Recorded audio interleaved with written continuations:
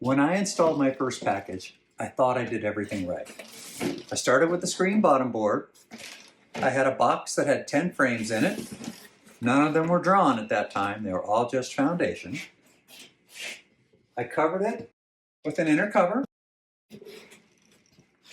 I put a jar feeder directly over the hole in the inner cover.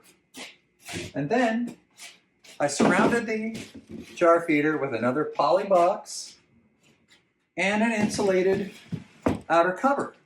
I thought I was keeping them warm, but now I know they were really cold. Buzz.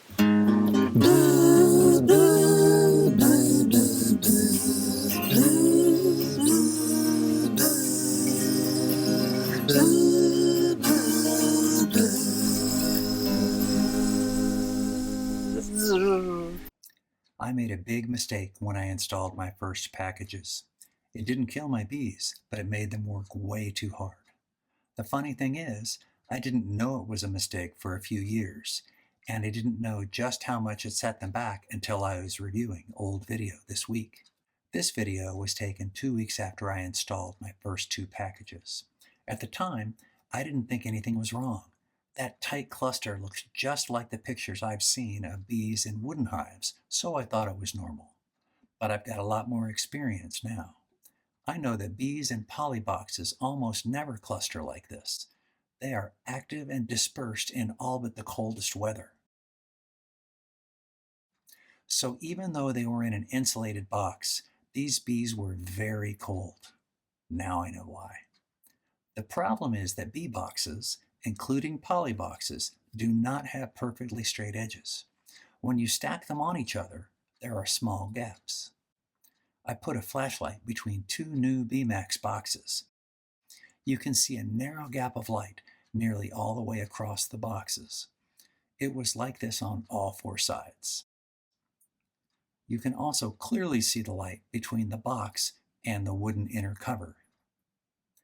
In summertime, the colony will quickly fill these gaps with propolis, but in April, in Alaska, that does not happen. Few bees are foraging, especially if most of them have to stay home to heat the hive, and trees are not secreting much resin, which is the main ingredient in propolis. I don't think they can really seal it up well until consistently warm temperatures arrive in June. Until then, the bees can only heat the cluster, not the entire cavity.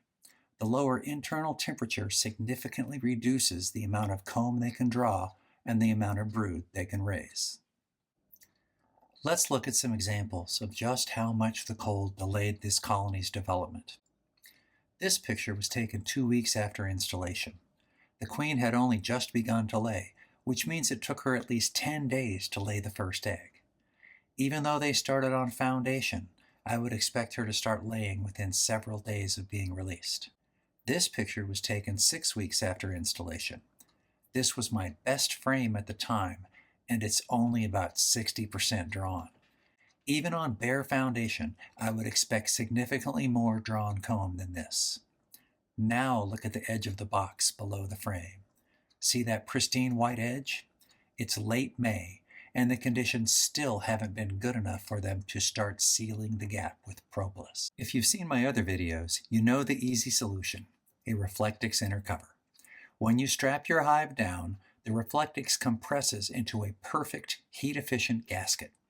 If you're using a top feeder, I recommend a double sheet to make sure the bees can easily access the feeder.